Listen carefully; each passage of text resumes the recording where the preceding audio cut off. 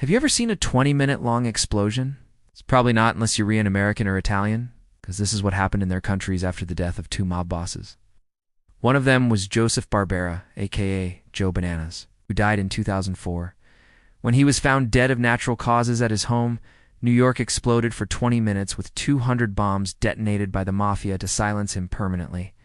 The other was Antonio, a.k.a. Little Tony, who died in 2006 in his hometown of Corleone, Sicily.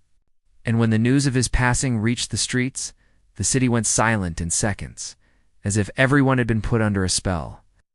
So how did these two mob bosses cause such havoc across the Atlantic? Well, let me tell you their stories. But please remember that names have been changed for legal reasons. So use your imagination for the visuals. Ghosts. The year is 1931, and the place is New York.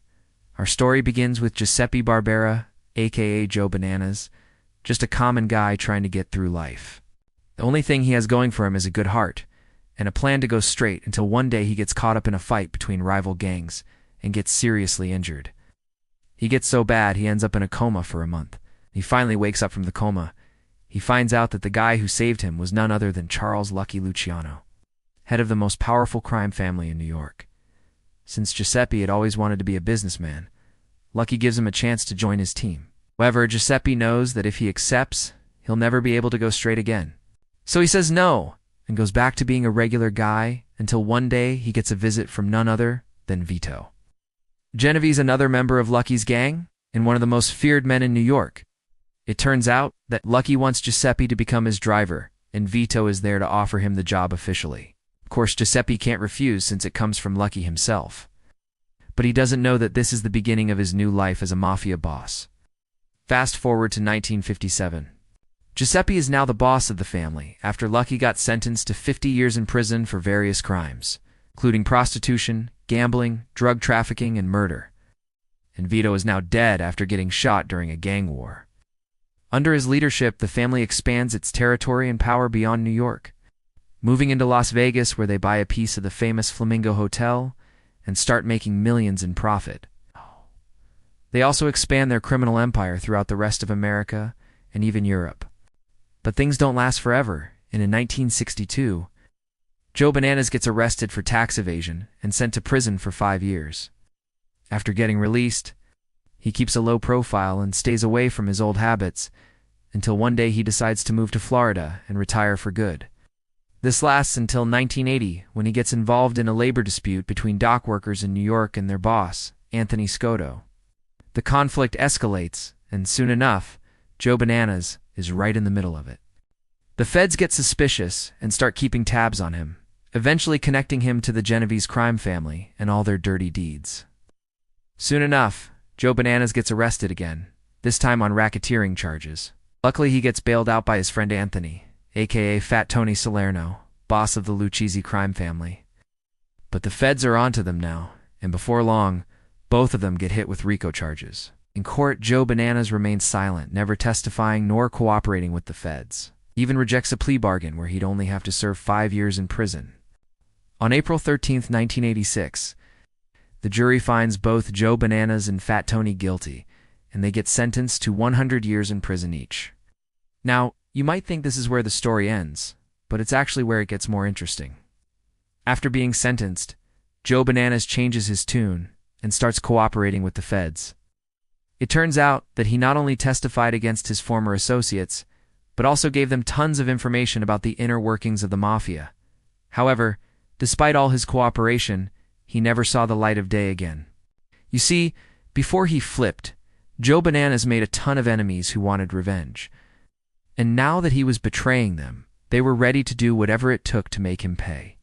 Not only that, but the feds wanted to protect him at all costs, because he was the star witness in many cases.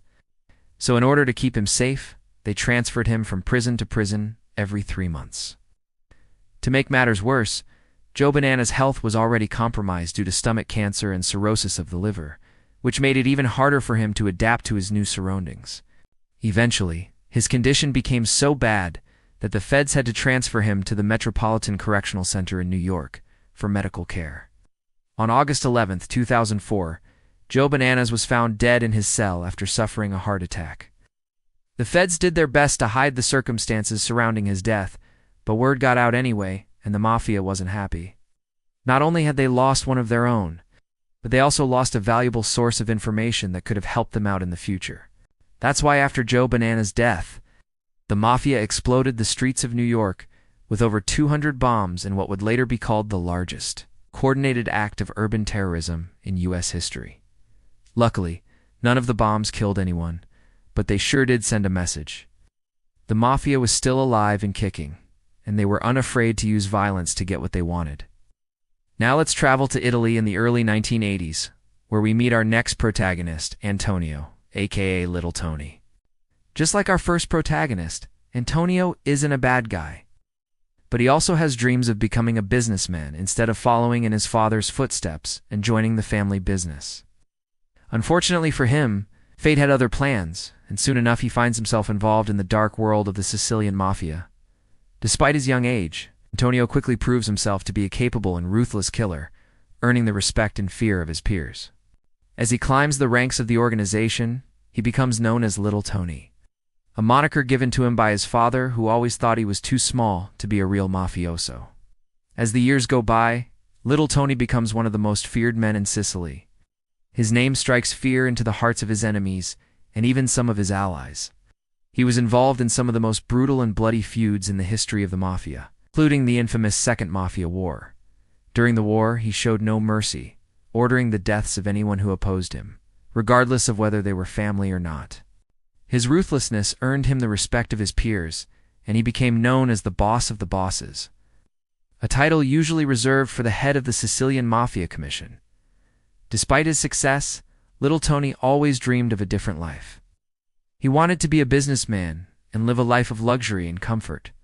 Unfortunately, his criminal activities made that impossible. As the pressure from the police and the media mounted, Little Tony decided to flee to Canada. There he lived under the false identity of a painter named Antonio Montanaro. For a while it seemed as though he had gotten away with it. He lived a quiet life in anonymity, far away from his old life. However, fate had other plans. In 2006, Little Tony's brother got arrested with a large sum of cash and some drugs. The police suspected that he was working for Little Tony, and they started watching him closely. Soon enough, they found enough evidence to arrest him and charge him with mafia activities. Once in custody, he started cooperating with the authorities and gave them information about his brother and the rest of the family. This put Little Tony in danger, and he knew he couldn't stay in Canada any longer. He fled to Mexico, where he tried to lay low and avoid the authorities. However, they found him anyway and extradited him back to Italy to face charges of mafia association. Little Tony fought the extradition, but it was of no use. He was brought back to Italy in handcuffs and thrown in jail. From there, he was transferred to the high-security prison of Salerno, where he spent the last 6 years of his life. On July 2, 2012, Little Tony was found dead in his cell after suffering a heart attack. Despite his criminal past, he was mourned by many as a legendary figure in the history of the Mafia.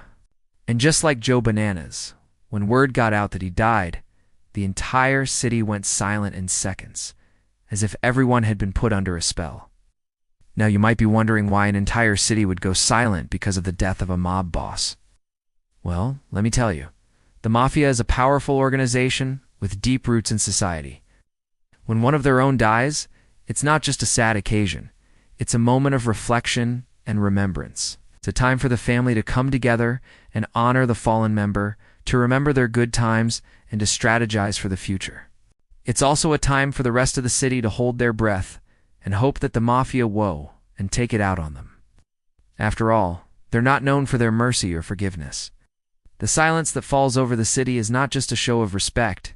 It's a way of showing that the Mafia is still in control. It's a reminder that they are a force to be reckoned with, and that no one should ever cross them. So the next time you hear about a Mafia member dying, just remember that it's not just a news headline.